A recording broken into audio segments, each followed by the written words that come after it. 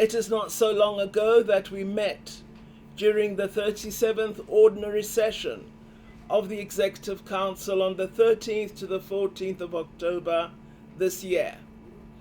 Today, we convene at the behest of the Assembly of the Heads of State and Government through Assembly Decision AU Decision 751-33 that was adopted in February 2020 and which decided to convene the 13th Extraordinary Summit on the 5th of December 2020 on the African Continental Free Trade Area in order to approve all instruments required for the start of trading under the AfCFTA on the 1st of January 2021.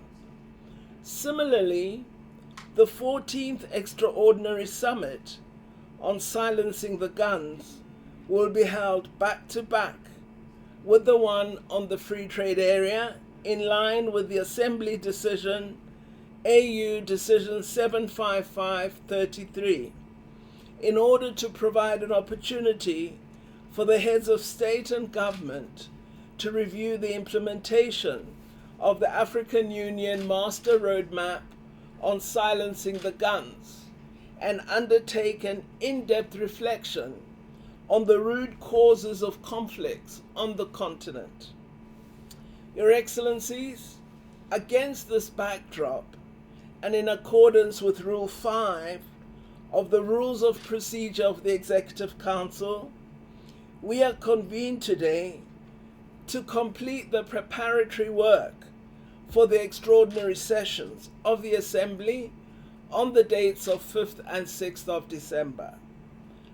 The bulk of the work that we have to attend to has already been done by the African Ministers of Trade, the Council of Ministers of Trade, and the Permanent Representatives Committee, who have extensively gone through all the required documents. As always, I believe we as the Executive Council have no doubt that they have indeed paid due diligence to the work that had to be done. We therefore take this opportunity to thank them for their dedication and hard work, albeit under extremely difficult conditions imposed by the COVID-19 pandemic. And might I say, it is such a great pleasure to see all my dear colleagues present in this meeting, given the difficult circumstances we are confronted by. Our objective in this meeting will be to specifically consider the documents of the Assembly without necessarily opening the debate on issues that fall outside our remit. Thus, our purpose is not to alter what is put before us.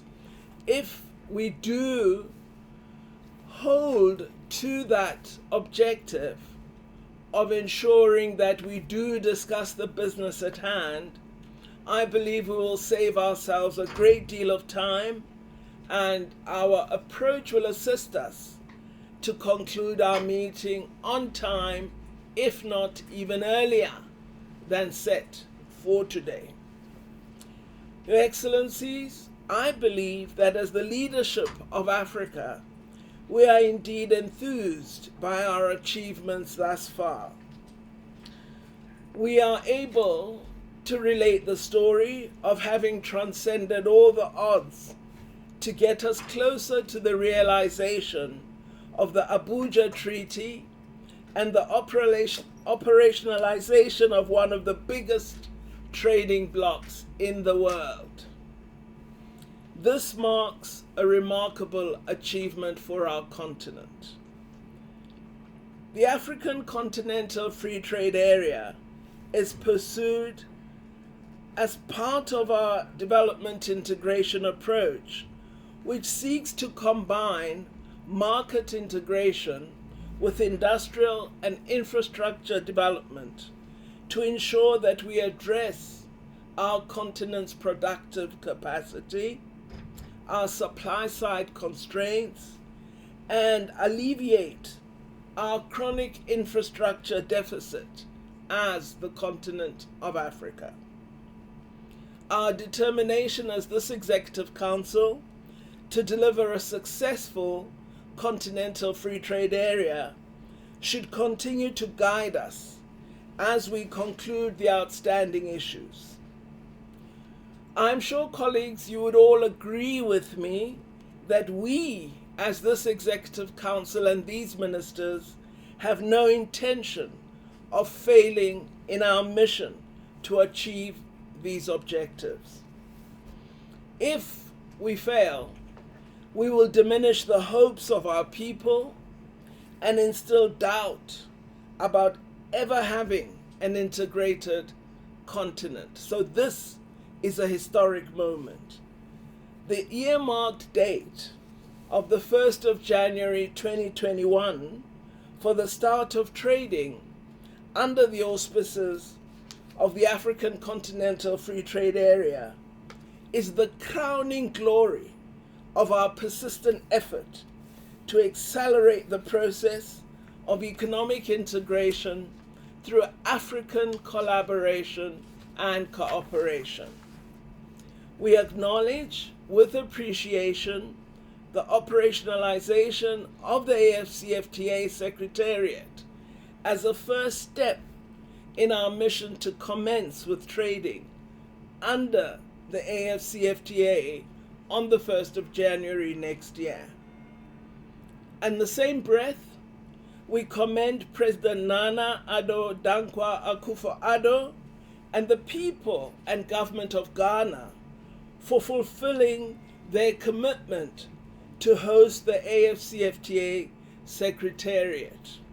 We commend as well the efforts of the President of Niger, the champion of our Continental Free Trade Area, for his commitment to this work. We can only wish, dear colleagues, that our forebears could be here today to witness the results of the work that they started many decades ago. In her tribute to Mwalimu Nyerere, the poet Neema Ndunguru expresses our wish to our forebears when she says, "How we wish you were here. Thank you for your patience and for making us persevere."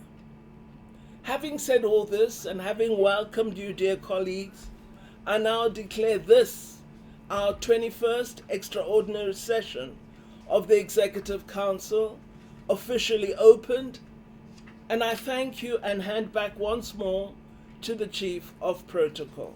Thank you, dear colleagues.